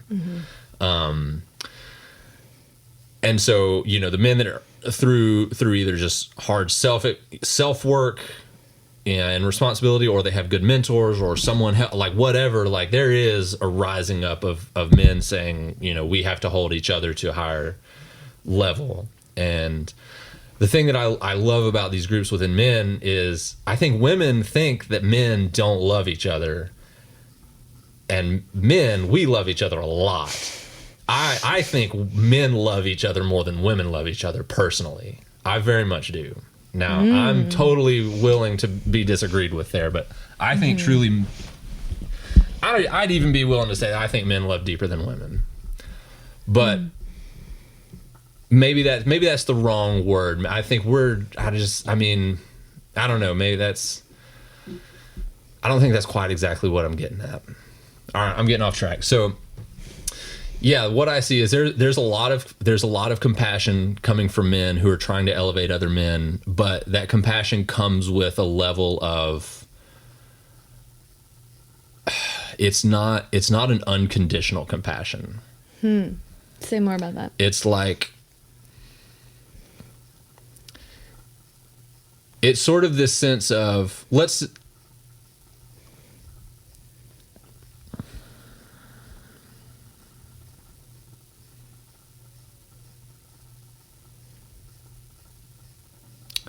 well, in the same way that you were saying, we're asking people to do graduate level spiritual work when they haven't even done the 101 class. The compassion that men are willing to extend to other men who we see struggling is that we will get you through that 101 class if you're willing to show up to it. But we're not going to come drag you out of bed to it. You got to show up yourself, and you got to show up in good faith. You got to recognize your brokenness and show up to this 101 class, and there are men that will help you get to this 101 class, and there are men that can get you to that graduate level class.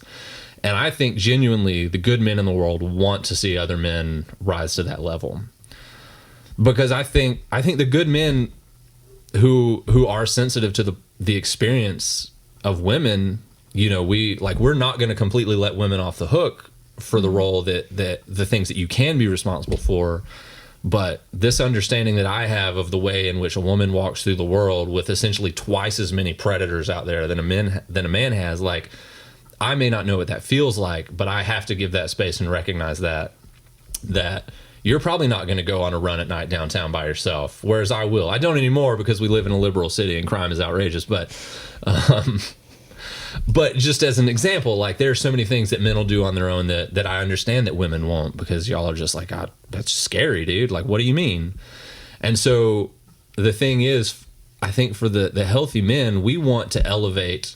We care that the healthy men that care about our women, we want y'all to feel safe in the world. And the way that we do it is we do look into ourselves, into men, and we see the toxic men, and we say, hey, like, y'all are kind of ruining it for all of us. Mm-hmm. At the same time, most of us have probably been there in some fashion or another. We got ourselves out. It did take a lot of self-man love, but also a lot of work, and just a lot of hard work. And we will extend that arm to you if you're willing to grab it. Mm-hmm. And so, yeah, I do see within men's communities, men trying to raise each other to a higher level. And I hope that somehow comes to fruition. And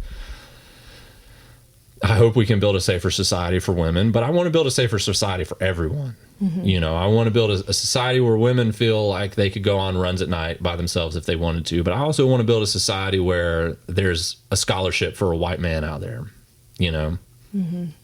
to go to school. Mm-hmm. I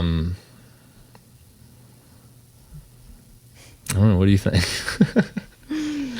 I think it's great that we're circling back to, what do we do about this? Mm-hmm. What are the solutions?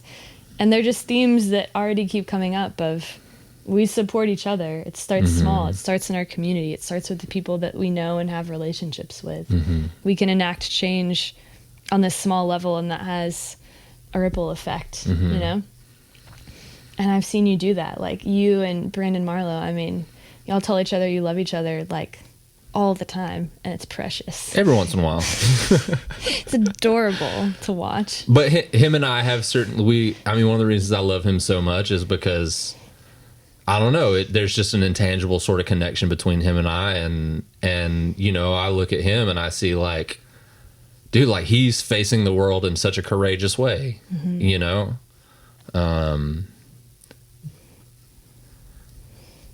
I think we need God.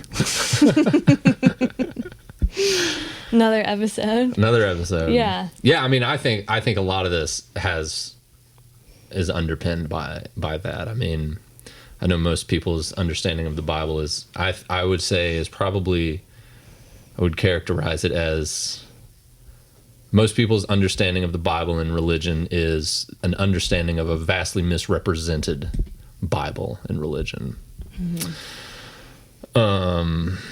I think what I will say from the feminine perspective, mm-hmm. as far as just how do we show up at the table as our best selves, ready to dig in and do the work side by side with men, you're saying, yeah, a man will come and pull you out and say, come on, dude, we're doing this, I think for women, we have to be similar. We have to be role models, and we have to be affirming and supportive of other women, expressing their femininity in a way that feels good, That, yes. What do you mean? The masculine leads, but the feminine also has to do her work to show up in the feminine. Otherwise, you're just going to keep interacting with feminine men, Mm-hmm. So sure, I did a lot of the same gritty, grueling internal work of figuring out what it means to be me. What does my femininity look like to me? How do I want to show up in the world first? And then when we met, it's like that just exponentially increases the power mm-hmm. of that work, Mm-hmm. And so I think for a woman that's never experienced a truly healthy masculine man, or is worried they aren't out there, or is really scared to put down the armor and show up for a man like that, it can be really terrifying to say, okay, you kind of have to start with you. You actually have to soften. You actually have to, show up in your you can't show up saying, I hate all men and have a masculine man want to have any sort of discourse with you, So it is vulnerable. It is scary because as a woman, you're always like, wow, I could get hurt here in so many ways. But I guess the advice is it can be done. And once you experience it, then you're like, oh, I get it. Like, I really get it. So I think for my own personal experience, I had an idea of what it would feel like to interact with the healthy masculine. And that wasn't always necessarily modeled to me growing up in my family or with previous partners. But you kind of just have to take this leap of faith and have the courage to say, somewhere deep inside of me, I know this is what feels right, and I know what is out there. Yeah. And then when you do have an experience with healthy masculine, your nervous system tells you everything you need to know. Do you think that maybe it could be that we conflate a little bit when we say masculine, that maybe we should just say healthy, or that maybe at a base level there just needs to be a redefining of what we mean when we say masculine? Oh, interesting. That legitimately sounded like a jet breaking the sound barrier. That was so fast. Did you hear it? It was like, poof, and then whoosh. Interesting. Because it seemed, I wonder if, I think I see this. It seems like this is what I'm seeing, but it seems like when you say masculine, people immediately think physically big and strong and aggressive and kind of gritty and this and that. And I think also what gets lumped into that is violence and a lack of control, of groundedness. I feel like there's and I don't know, this, I could be wrong. I feel like even when the word toxic masculinity is used, I wonder if there's people who they don't hear toxic masculinity and then separate that. Even though I think toxic masculinity is a useless word, I'm going to give it its space here. I don't know if they hear toxic masculinity and then differentiate healthy masculinity, or if they hear toxic masculinity and masculinity is toxic, inherently associated with that and can't be decoupled. Right. And so I wonder if people legitimately hear, but it would be like saying toxic sludge, right? Or like toxic waste. It's like, yeah, that inherently there's really no good like radioactive waste. It's like toxic. But I wonder if there's just like, maybe we just need to talk about, we really need to get down to the root of what healthy masculine is. And I think for me it's kind of easy. I don't think it really has anything to do. What is that? Interesting. I think everybody's going to feel better in their body if they just have a strong body. So I don't think being physically strong necessarily makes you masculine. I think it can help make you feel agentic, and it can help you carve a path towards being a healthy masculine man. I would say being emotionally and spiritually strong are two keys to a healthy masculine man. Because I would say, and I think emotional and spiritual strength come from a lot of different factors. I think for men, I don't know, you could tell me what you think for women, but I think for men, when they find physical strength, when they do connect with their body and their physicality, it allows the doors of, it allows you to look at your emotional state or your spiritual state with a little less judgment. Because at least there's something you've been able to cultivate in yourself that you like, even if it's just your body. It at least can be a stepping stone. It can be the gateway drug to more healthy things. It's I can stick to a plan. I can do something that I don't really want to do, or something that's challenging. And Plus, if you're a guy out there that's just never experienced like intense physical rigorous exercise for a decent amount of time, you're missing out on the biggest dopamine. I mean, you want to feel like you can fight a bear, go run 30 miles. But you know, yeah, I guess a masculine man is never going to be violent with a woman or a child. A masculine man, I really don't think it wants to be violent with men. There's an element of control in there. Self-mastery.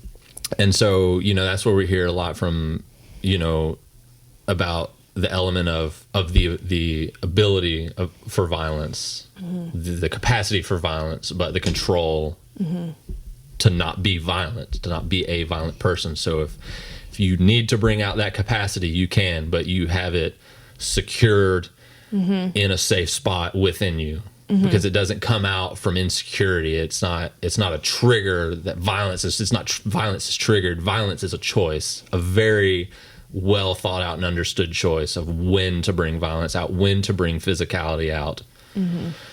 But a masculine man will never be violent to a woman, a defenseless woman, an innocent woman, or to children, or to other men. Or a masculine man doesn't, you know, make up excuses as to why they don't follow their word. Or it doesn't mean a masculine man won't fall off of their word. Sometimes a masculine man just owns that and says, yeah, I said I was going to do this thing and I didn't, and that's not the kind of person I want to be, and I'm working towards making promises that I can't keep, or I'm working towards not making promises that I can. I'm learning these boundaries in myself, and I mean, that also I think is just healthy for people in general. I don't think that has to be, but just in the context of, like, you know, some of the ways in which I view healthy masculine man, it's you know, his word is gospel.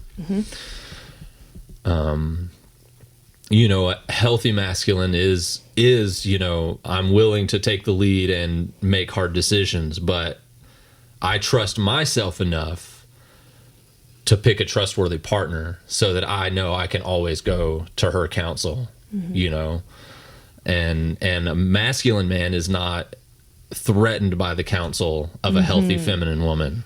Not at all. I would say, on the contrary, a healthy masculine man basks in the counsel of a healthy feminine woman, because if we know we can trust our healthy feminine woman, we're not sure all the time. And if we look back to you and, like, I think I got to make a decision here about this thing. Are you seeing anything that I'm not seeing so that I don't have to make this decision? And she's like, no, I don't see anything else. I mean, it's back to the Leonidas and kicking the dude in the pit. Like, he didn't want to have to do that.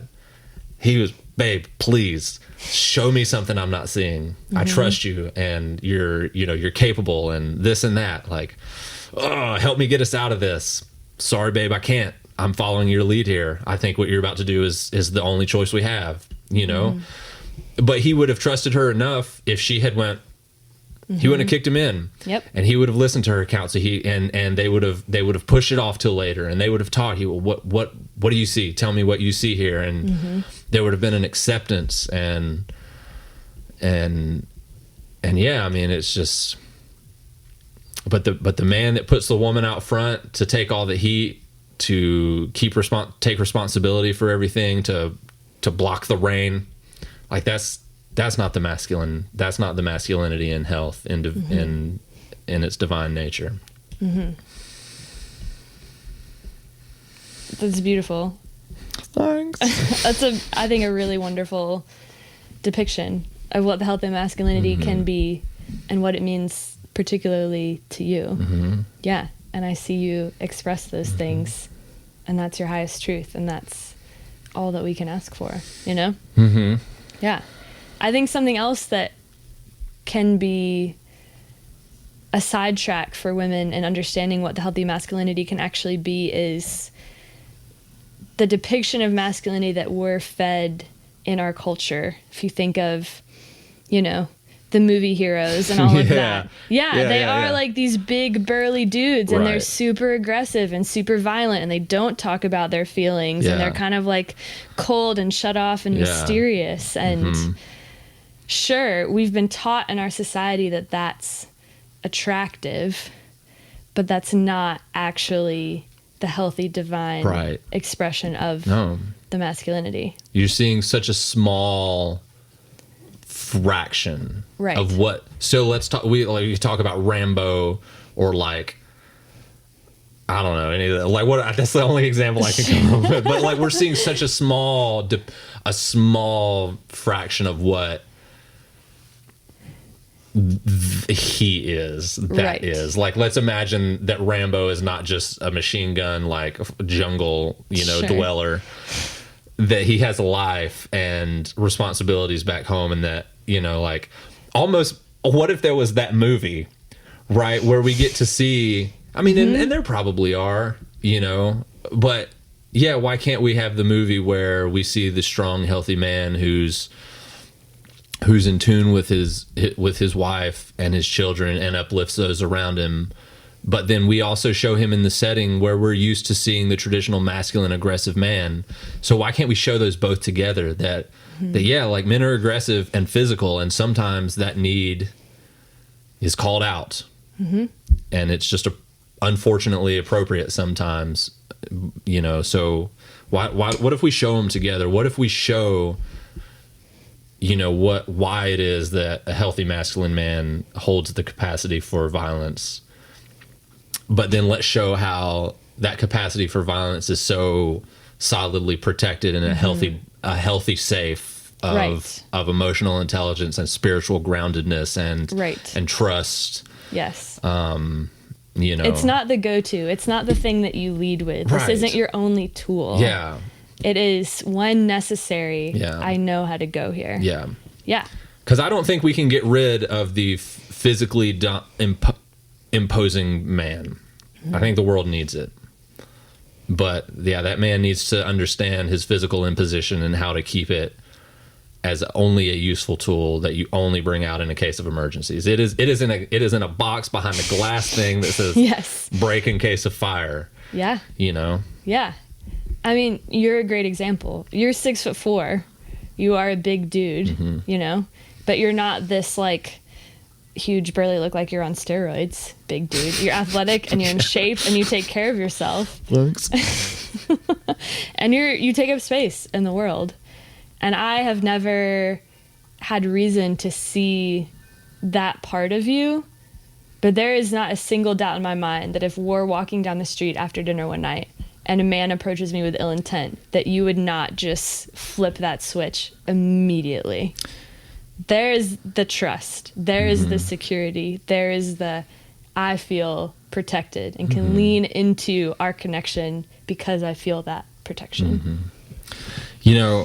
I think that's really important to say, because I can say that as a guy, we feel so much less need to use that when someone just acknowledges it. If you have a woman that just says, yeah, babe, I know you could stand up for us if you had to, and I know you would, that all of a sudden just makes us feel like, all right, you know what? Okay. It's like, one, that you're not judging us for it. That you don't look at me negative for the fact that, yes, I would fold somebody up like a lawn chair if they fucked with you. But the fact that you also know that that's not something that I lead with. It's just a break in case of emergency, break glass. But see, then look at that. Then what the feminine can give to the masculine, you just softened. Yeah, I legitimately did. Okay. Yeah. Yeah. That's the dance. Yeah. That's what we can give to each other. So there's progress to be made, but it's progress that is very possible. Yeah. We just need more men like this as role models. We need more men showing up in the world unabashedly, bringing other men along, women trusting men like this. You think women can trust themselves? Do you say that as a prerequisite to trusting men? Oh, yes. I think we can, and I say that because I've done it. Exactly what I talked about earlier. I had to be okay in my femininity before I could even come close to appreciating, much less accepting, much less welcoming the masculine. It had to start here. So if you were to speak to women, and if you knew they could listen in good faith with an open heart to what you would want to say to them. A man's not going to save you. Start with you. Develop a rock solid relationship with you, yourself first. Then and only then can you approach partnership from a place of, I'm an equal. I'm not looking for the masculine to save me because I need to be saved. I'm looking for true equal partnership in which we are both better because of this. But if you're looking for the masculine to solve your problems, you're not there yet. And it's super scary because it feels like I'm now so much more vulnerable in this world. I'm so much more exposed because I'm taking this armor down. I'm taking this hyper independence down. I'm taking this, I can take care of myself. I don't need no man. When you take it down, you feel a little naked, a little open to attack from the wrong people. So yeah, but you have to trust that the good men are out there and will support you and protect you and all the things that your heart probably wants deep down inside. But you're not going to find them if you're all covered up in your own armor. That's well said. Thanks. What would you say to men? Yeah, I would say roughly the same. I would say if you're looking out and you see a world that if you're angered by everything you see in the world, if you're angry at women, if you're angry at your family or your dad or your mom or this or that, I would say there's, it's the same. You have to look within.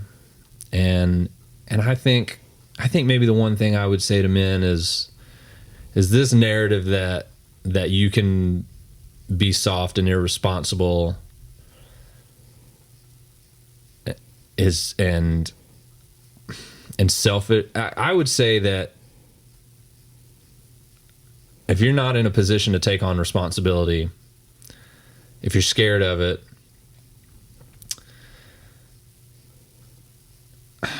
the anxiety, the depression, the resentment you're feeling for yourself, it's all waiting for you to step out into the world and do something. And so I guess what I would say is that I would want every guy who doesn't feel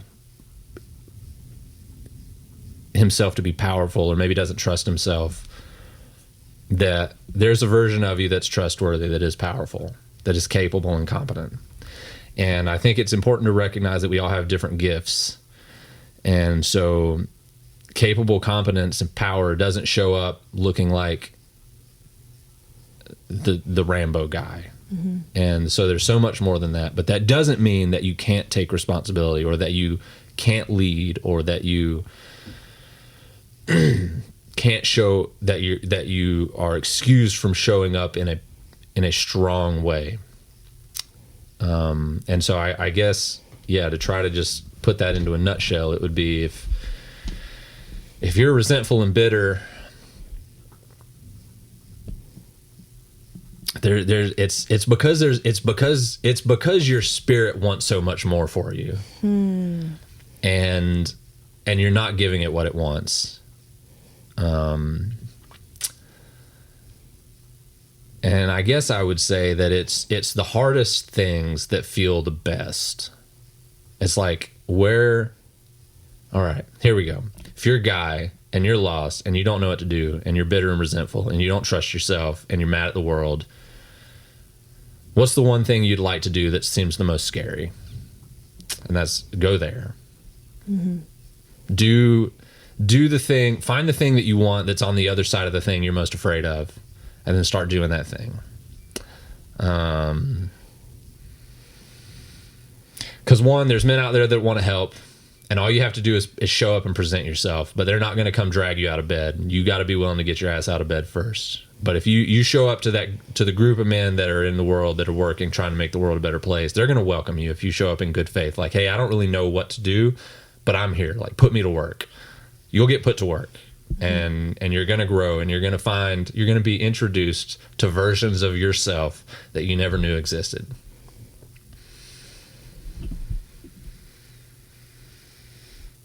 I feel like that's the perfect place to end it. I think so. Mm-hmm. It's 2 hours. Nice. I wonder if the phone's still going or it stopped. Find out in a second. I don't know. Good team.